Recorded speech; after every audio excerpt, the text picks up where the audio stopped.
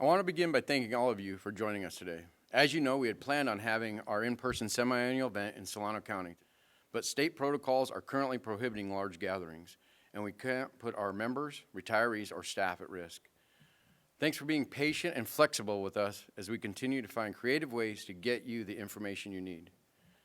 Before I introduce our newly elected business manager and officers team, I want to thank you for your continued support throughout this crazy pandemic and during this last internal election. I can't describe how grateful I am for all of you and your participation in this great union of ours, as well as your belief that this team of officers can and will continue leading operating engineers, Local 3, in the great direction it's headed. We are stronger now than we've ever been before, and that's because of your staff, this team of officers beside me, and most importantly, you, the membership. I, Steve Ingersoll, was elected to represent this membership as your president. And beside me, we have Business Manager Dan Redding, your Vice President Justin Diston, Recording Corresponding Secretary Bruce Knoll, Financial Secretary Dave Harrison, and your Treasurer Nate Tucker. These guys truly live, eat, and breathe Local 3, and have made it their life's mission to improve the livelihoods of every single Local 3 member. Now it is my honor to introduce your newly elected Local 3 Business Manager and International Vice President, Dan Redding, to give his State of the Union address. Thanks to all of you for joining me today. I realize this is a unique format, but it makes the most sense right now. I know we all really wanted to have a face-to-face meeting, and we thought that was possible. But as the protocols indicate, it is just not responsible right now. The last thing we want to do is put anybody at risk. So until then, this format will have to do. This past year and a half has certainly taken a toll on all of us. Through it all, economic struggles, changing county protocols, and separation, Local 3 has done an incredible job of keeping our work, improving our funds, communicating to one another, and securing more jobs for the future. You should all be very proud of what we've accomplished despite incredible challenges. This is why our long-standing motto still applies today. Operating engineers are proud, skilled, productive, committed, always the best. We have a more than 80-year history of pride in our union, but we have reason to be even prouder today because we faced this pandemic head-on and found ways to remain essential and working, while other industries closed shop entirely. How did we manage this? Well, there was no playbook for how to combat a global pandemic. First, we had to figure out how to hold on to the richest California Master Agreement in Local 3 history, which we had just negotiated prior to the pandemic. Instead of waiting for our contractors to get cold feet, we had the Executive Board ratify the agreement. In making this decision, I'm happy to report that, as of June 28th, our members working under that agreement have received their second wage increase. And when combined with the first wage increase from the previous June, they are now enjoying a wage increase of $4.90 since ratification. That's not even counting other direct benefits to our members, including increases to annuity and sick and vacation pay. The additional wage increase that will go into effect next June, or the fact that there was no need to allocate any additional funds to the California Health and Welfare Fund for the third year in a row, this is unheard of. We continue to negotiate rich agreements for many of our members across different classifications, including our public employees, our testing and inspection members, crane rental, and more. Some of these agreements are available on our mobile app, and more on that later.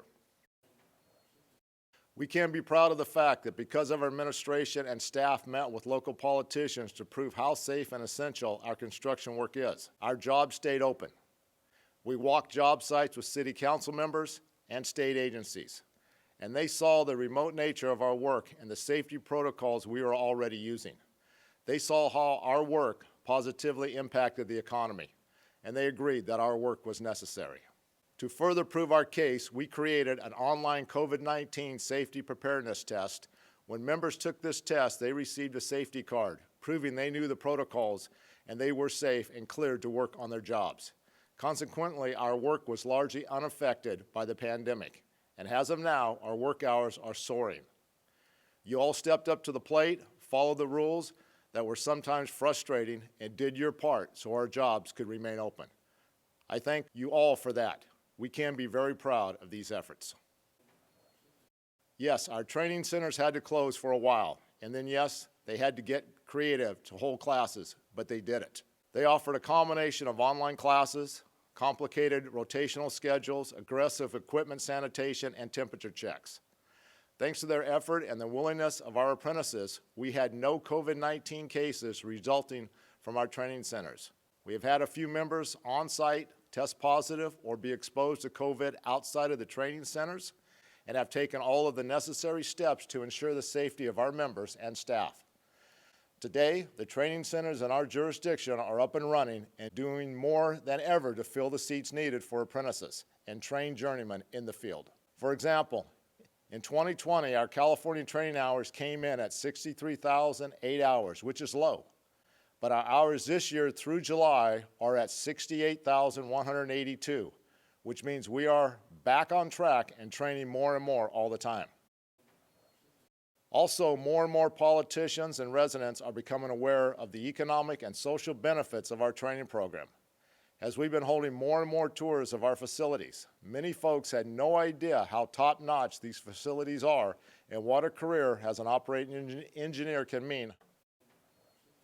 Thanks to the solidarity during such difficult times, we only saw a 2% drop in work hours in 2020 across our four-state jurisdiction, which is incredible, since we met with many industry leaders who reported a 70% drop in work last year.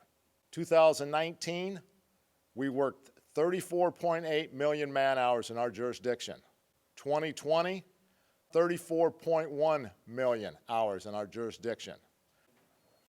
Through June 30th, 2021, we are at 16.4 million hours worked versus 15.8 million hours worked during the same time frame last year. Our work is only going to increase. If the giant federal infrastructure bill passes, along with the pro-union Protecting the Right to Organize PRO Act, the infrastructure package is set to unleash more than $3.5 trillion in domestic investments, like the New Deal of the 1930s, with about $1 trillion worth of traditional infrastructure for roads and bridges.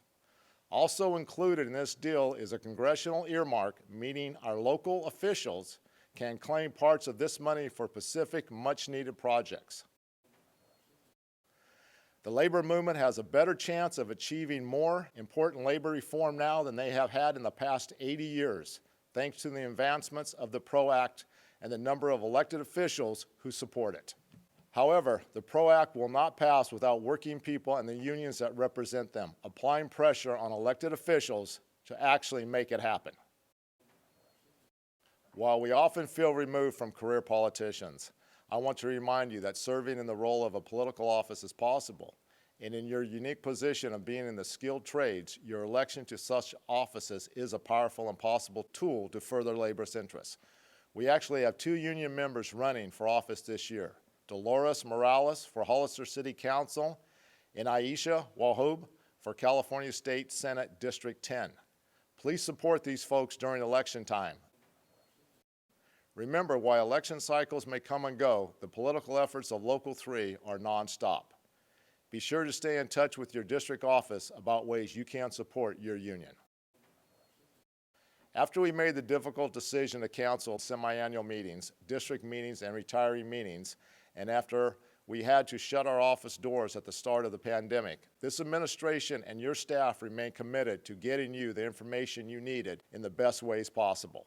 This included answering dispatch calls, remotely, rotating staff schedules, podcasts, semi-annual call-ins, film district meetings, Instagram, Facebook, email blast, YouTube videos, upgrades to our mobile phone app, websites, robocalls, and more. We hear all the time how much people are enjoying all the information.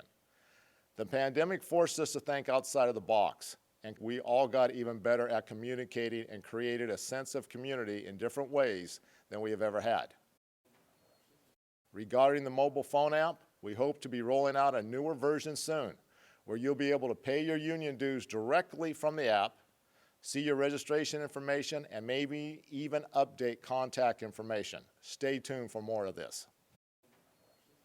Recently, and because of your input, we created a Pay Members Due link on our website, oe3.org. You can pay your dues without having to travel to a district office. You even get a receipt. I urge all of you to try this and create a member profile. It's very easy and convenient. If you do visit your district office, you'll notice a TV has been installed with district-specific updates as well as photos from your district. Check it out. Just another benefit we started offering this year. I want to save the best for last here. Why are we the best? Because we always figure out how to get ahead and stay ahead. Even with a global pandemic and all the setbacks that caused us, we were able to secure the highest pension returns in history.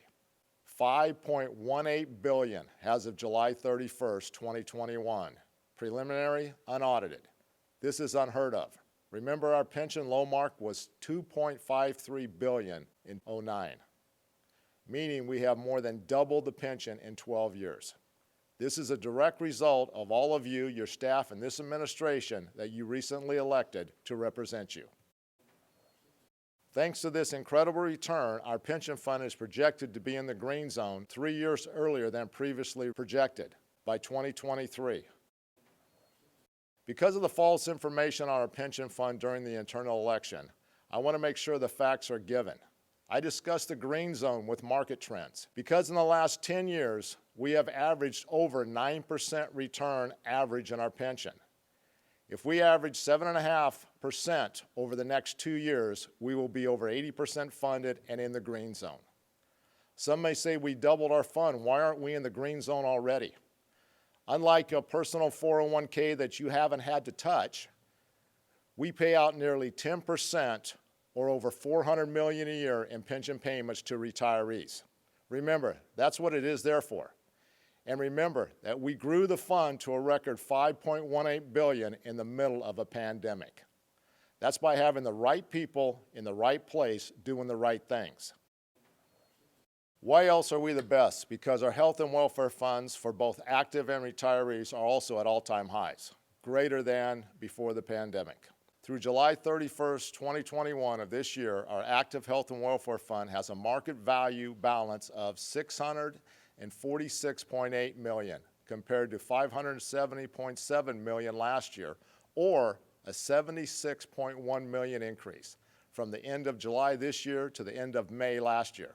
Incredible, unheard of, and the highest ever. Our pension, health, and welfare is also at an unbelievable all-time high with a market value of $205.8 million as of July 2021, as compared to the market value of $173.2 million in 2020 and $161.1 million in 2019. Despite incredible odds, this fund continues to grow, safeguarding our health care for today and the future. I say we are the best because we are. We are the most skilled and trained operators, surveyors, inspectors, public employees, Caltrans operators, police officers, etc. in the business. We are the best organizers in the business. Beside other gains mentioned, our organizing activities have also soared. Last year, we organized 85 new master agreements. This year, just January 2021 to July 31st, 2021, our organizing gains include 51 master agreements, 110 project agreements, along with 482 dispatches from new agreements and 78 new members from these new agreements. We are the best in the business thanks to those who have come before us. So please, we must always thank and honor our retirees. They instilled us our union values and created the foundation we set so firmly on today. I also wanted to provide you with an update regarding the case involving former OE-IT Director Scott Wilson. As you know, Wilson was the subject of an investigation by the FBI and the Department of Labor that was initiated at our request. He was charged by federal prosecutors and recently pleaded guilty to embezzlement from Local 3.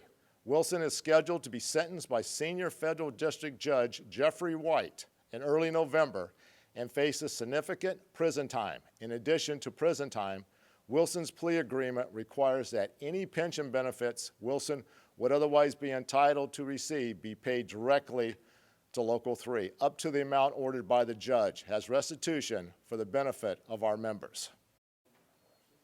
I want to thank all the members who elected me and this administration for another 3 years. I have said it many times before, but serving this membership as your business manager is a great honor to me. However, it is also a position that should be earned, not given. It comes with great responsibility. It's earned by many years of service to this membership. It would be easy to go into the negatives of the opposing ticket that ran against us, their misinformation, but I'm not going to do that. What I'm going to say is that your vote for the gold ticket was a vote to protect your union, a vote for honesty, integrity, and proven dedication to this membership. Serving as your business manager is an honor that I do not take lightly, nor do any of these officers beside me. We thank you for standing up and protecting your union. These have been trying times, but they have been also very positive times. I was an officer during the Great Recession in 2008, when we had nothing but bad news to report. Now, aside from the pandemic and ongoing fire seasons, the news from Local 3 financials is all positive. Remember, things can change at any time. Sooner or later, the stock market and the economy would come down again. But rest assured, because of the experience of this administration and the strength of this membership, even if there is an economic downturn, we will weather it and come out stronger like we always do.